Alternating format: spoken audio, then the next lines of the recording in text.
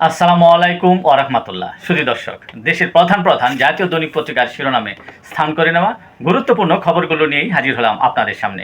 আশা করি সাথেই থাকবেন। গুরুত্বপূর্ণ ও আলোচিত শিরোনামগুলোর মধ্যে আজ যা যা থাকছে। আজ পালিত হচ্ছে জাতিসংঘ শান্তিরক্ষা দিবস। এ উপলক্ষে প্রধানমন্ত্রী তারেক রহমান তার এক বাণীতে বলেছেন, নারীর ক্ষমতায়নের উজ্জ্বল প্রতিচ্ছবি শান্তিরক্ষা কার্যক্রম। সংসদে অর্থমন্ত্রী বলেছেন, মধ্যপ্রাচ্য সংঘাতের মূল প্রভাব জ্বালানি, সার ও মুদ্রাস্ফীতিতে। জাতীয় সংসদ অধিবেশনে ইসলামী ব্যাংক নিয়ে সরকার ও বিরোধী দলের বিতর্ক তথা বিএনপি জামায়াত মুখোমুখি। অর্থমন্ত্রী বলেছেন, একটি রাজনৈতিক গোষ্ঠী ব্যাংকটিকে ব্যর্থ করার যে অপচেষ্টা চালাচ্ছে তা রুখে দেওয়া হবে।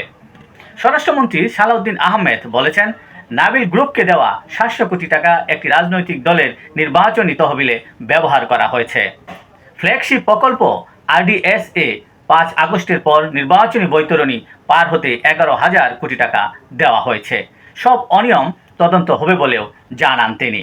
তিনি আরও বলেন, অন্যায্যভাবে যাদের চাকরিচ্যুত করা হয়েছে তাদের চাকরি ফেরত দেওয়ার জন্যে দাবি করেন তিনি, এবং একই সাথে একটি রাজনৈতিক গোষ্ঠীর সমর্থকদের নিয়োগ দেওয়ার বিষয়টিও তদন্তের দাবি করেন। বিরোধী দলের অভিযোগ, এস আলমকে ফেরানোর চেষ্টা করছে সরকার। বিজেপি বিএসএফ বৈঠক, পুশিন নিয়ে অবস্থান তুলে ধরেছেন বাংলাদেশ ও ভারত। আওয়ামী লীগ নিয়ে প্রধানমন্ত্রীর উপদেষ্টা ডক্টর জাহিদুর রহমান বলেছেন, স্থানীয় নির্বাচনের শর্ত পূরণ করলে নেতাকর্মীদের নির্বাচনে অংশ নিতে বাধা নেই। অনার্স পর্যায়ে বাংলা, ইতিহাস ও দর্শন বিষয় বাতিলের পরিকল্পনা নেই সরকারের, জানিয়েছে শিক্ষামন্ত্রী। রামিসার পাশের বাসা থেকে 5 বছরের শিশু নিখোঁজ, 4 দিনেও হদিস মেলেনি। কক্সবাজারে বাড়িতে ডাকাতির সময় মা মেয়েকে দলবদ্ধ ধর্ষণ, আইসিইউতে মেয়ে। কুমিল্লা হাইওয়ে পুলিশের গাড়িতে হামলা ভাঙচুর, 2 পুলিশ আহত, আটক 3। দেশের প্রধান প্রধান জাতীয় দৈনিক পত্রিকার শিরোনামে স্থান করে নেওয়া গুরুত্বপূর্ণ আন্তর্জাতিক খবরগুলোর মধ্যে আজ যা যা থাকছে। হরমুজ প্রণালীতে আছড়ে পড়ল মার্কিন হেলিকপ্টার। ইরানের উপর দায় চাপালেন মার্কিন প্রেসিডেন্ট ডোনাল্ড ট্রাম্প। প্রতিশোধ নেওয়ার হুঁশিয়ারি যুক্তরাষ্ট্রের। মার্কিন অ্যাটর্নি জেনারেল হচ্ছেন ট্রাম্পের সাবেক ব্যক্তিগত আইনজীবী।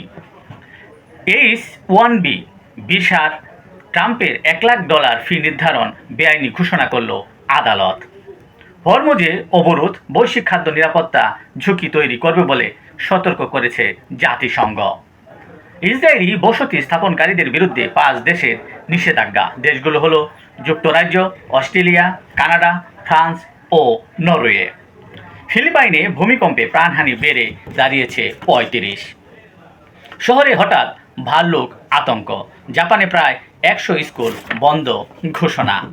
এই ছিল দেশের প্রধান প্রধান জাতীয় দৈনিক পত্রিকার শিরোনামে স্থান করে নেওয়া গুরুত্বপূর্ণ খবরগুলো, যা নিয়ে এতক্ষণ আপনাদের মাঝে উপস্থিত ছিলাম। আজকের মতো এখানেই। ভালো থাকবেন, সুস্থ থাকবেন। আসসালামু আলাইকুম ওয়া রাহমাতুল্লাহ।